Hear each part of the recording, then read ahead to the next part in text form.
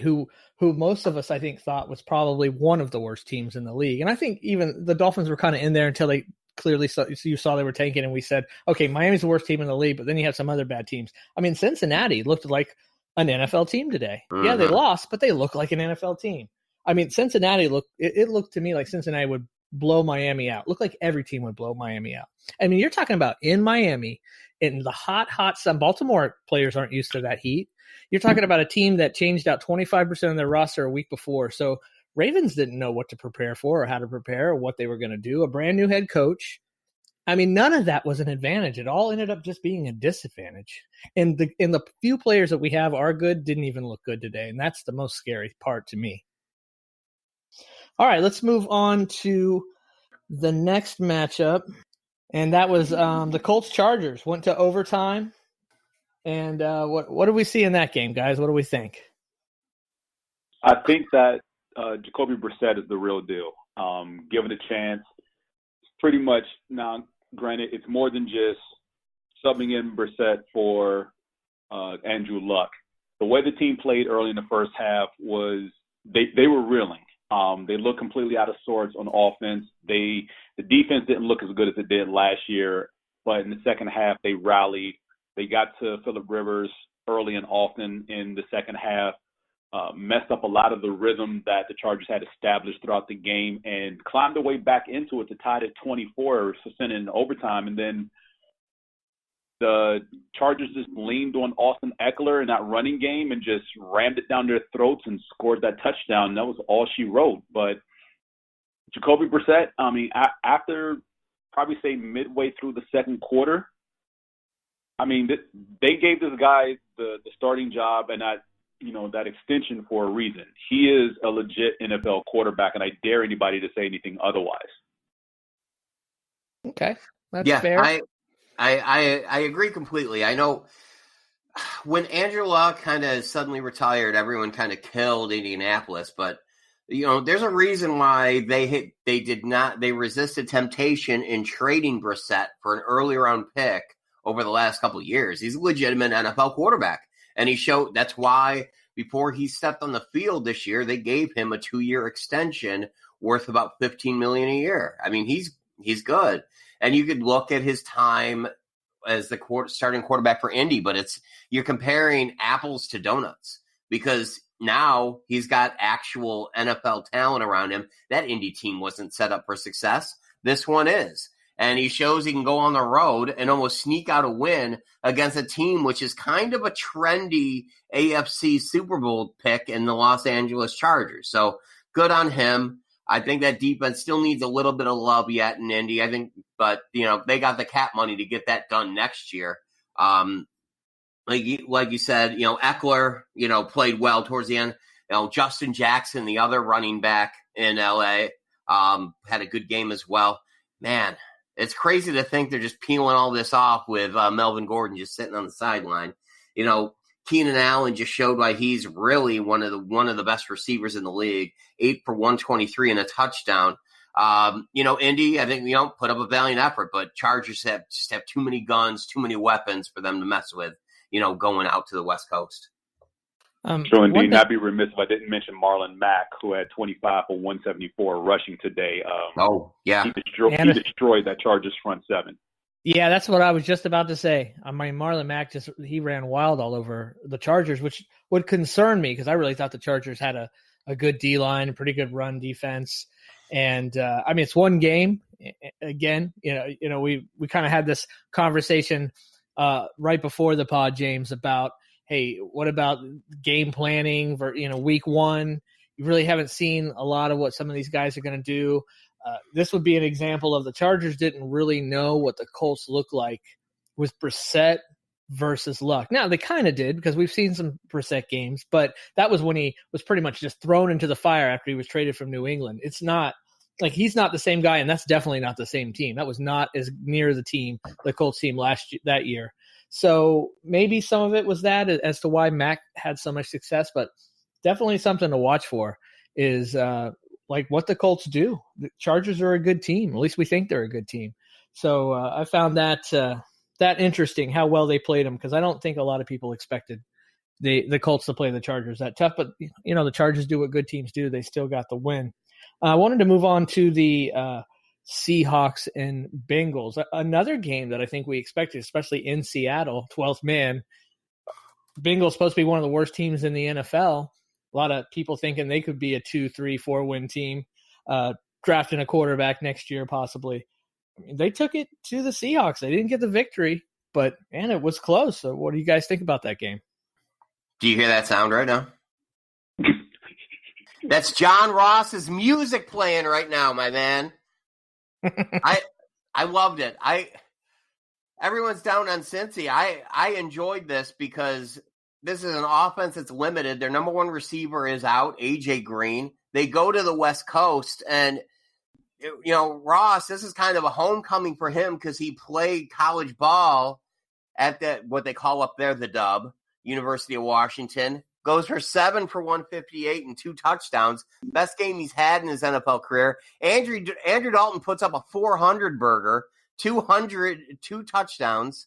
They just can't get their running game going, and they lose a little bit on the road. But I'll tell you what, man, Cincy might be a little bit more spunky than we're giving him credit for. Definitely to piggyback off that. I was not expecting this much of a fight from Cincinnati. Now, this is a game they probably should have won. But when you lose 3 fumbles, kind of hard to hold on to victory. Yep. Yeah. It's all about the turnovers sometimes. Obviously that's obvious and cliche, but it's the truth. When you win the turnover battle, you win. I don't know what the percentage of wins are, but isn't it something somewhere in the 70s, 70-something percent, almost 80% of teams that win the turnover battle win the game? So even you can pretty much you can throw for 400 yards and light up the, just throwing all over the place. But if you can't hold on to the ball, that's really the issue. And if Cincinnati does hold on to the ball, they probably get that win and really surprise, especially on the road. And man, Seattle, that's just, they were such a good team, obviously, when they had the Legion of Boom and they had Marshawn Lynch and during their Super Bowl appearances. And then we saw that defense kind of come back and Russell Wilson kind of maybe take more of the reins. Now, I don't know what they are. I don't know what their identity is anymore. Here's my problem. Russell Wilson, taking more of the reins, and I think he should be. He threw 20 passes this game. That's a conservative, run-based offense. You need to throw with Russell Wilson more. Yeah, He's that's what I'm best saying. Player on that team. Use him. Yeah, definitely. That's what I'm saying. He doesn't have many weapons to throw, too. That's the problem. Lockett Metcalf got off a little bit, but there was virtually no Tyler Lockett. I think he was targeted 3 times and only came up with the 1 catch for 44 yards on a touchdown. And the other 2 passes thrown his way, I think one was deflected and one he flat out dropped. So, if teams know that Lockett's going to be the number 1 and he's being taken away this easily by a Cincy team we don't expect much from going forward through the rest of the year, what does that say about the Seahawks themselves as far as offensively and how they deploy their offense in the passing game? Because they're going to lean on the running game and Carson only gets you 53 yards rushing, that's not enough. It's not. All right, guys, let's move on. Let's talk about the 49ers-Buccaneers game. I expected more from the Bucs, especially at home. I definitely expected more from Jameis Winston, but a whole lot of hype that this guy's creeping into Ryan Tannehill territory. Like, is he, isn't he? Is he your guy? Is he not your guy? Is this his year? Is this coach going to be able to help him? Is this offensive coordinator going to be able to help him? I'm feeling like this is it for him. He needs to put up or shut up, or they're going to be moving on looking for another quarterback. But he did not look good, and the Bucs did not look good in this loss today to the 49ers. No, they didn't, and I feel somewhat betrayed because I've been caping up for Jameis Winston ever since Byron Leftwich was named offensive coordinator and Bruce Arians was named head coach this offseason. I figured this would be the turnaround that Winston needed. Again, it's only the first week of the season. I don't recall how much he played during the preseason, if any, but this was horrible offense on both sides of the ball, both quarterbacks, and let's not forget about Jimmy Garoppolo in this game. Neither of these quarterbacks played what we would call a good football game. Garoppolo made a few plays when necessary, but this is all about the defenses or lack thereof in this game because neither of these quarterbacks took advantage of things that were in front of them. There were 3 pick sixes in this game, 1 by Garoppolo, 2 by Winston. The second one pretty much iced the game that they never really had a chance to come back from. And there were just some bad throws by Winston. Like, you're getting sacked on a screenplay, either eat the sack or throw the ball away. Don't try to force it, because that was the second pick six. He was too busy trying to make plays and make something happen, and I don't think he's gotten out of that. That's something you're supposed to get out of in your second or third year. This is year 5 or 6 for Winston. He should be beyond trying to force things and making plays when nothing exists. No, definitely. And one thing I noticed about this game is the 49ers were really going after like a balanced attack, and they really want to run the ball, and they were doing it with all 3 of their backs. Just from a fantasy perspective, I don't think any of these guys were like really touted high on your fantasy rosters. Hopefully, if you were grabbing 49ers running backs as high picks on your fantasy roster, you're probably in trouble. But it's trying to figure out. It was kind of like Buffalo at the beginning, right? Who's going to emerge? Who's going to be the guy? It looks like Devin Singletary is going to be the guy there. For the 49ers, they were just using everybody. A lot of Breda, then Mozart, then Coleman, like the least amount. But they were definitely trying. They were definitely trying to run the ball. They were trying to stay balanced with it. And I think from the Buccaneers' perspective, we thought they were just going to throw. But when you keep turning over the ball, you're robbing yourself of opportunities, of scoring opportunities, and just really hurting your defense. And what can you do there? So it should be interesting to see. I've really felt all last year or two. I'll say I feel like Winston is kind of creeping into that Ryan Tannehill territory where he's been there a pretty good amount of time now. And you wonder, is he or isn't he the guy? And how much longer are the Bucs going to wait to find out?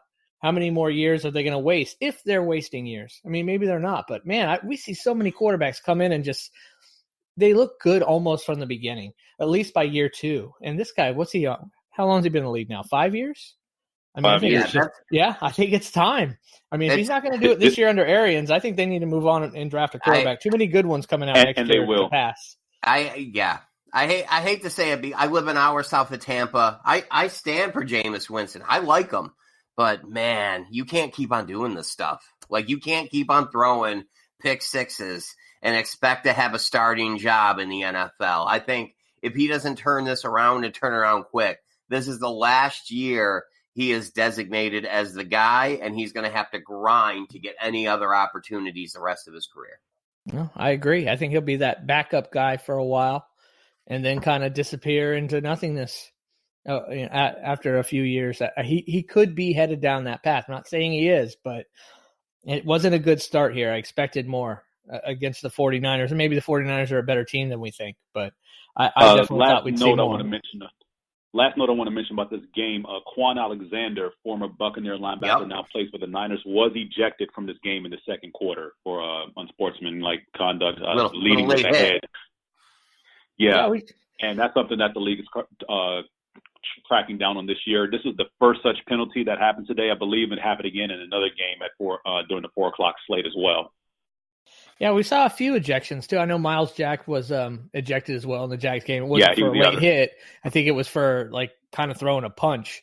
And I definitely saw some ejections today, so that should be interesting and something to monitor. Did you guys happen to catch anybody trying to reverse pass interference or throw a red flag to see if they could get a pass interference call when it wasn't called? I didn't notice that in any games. I didn't see any games like that.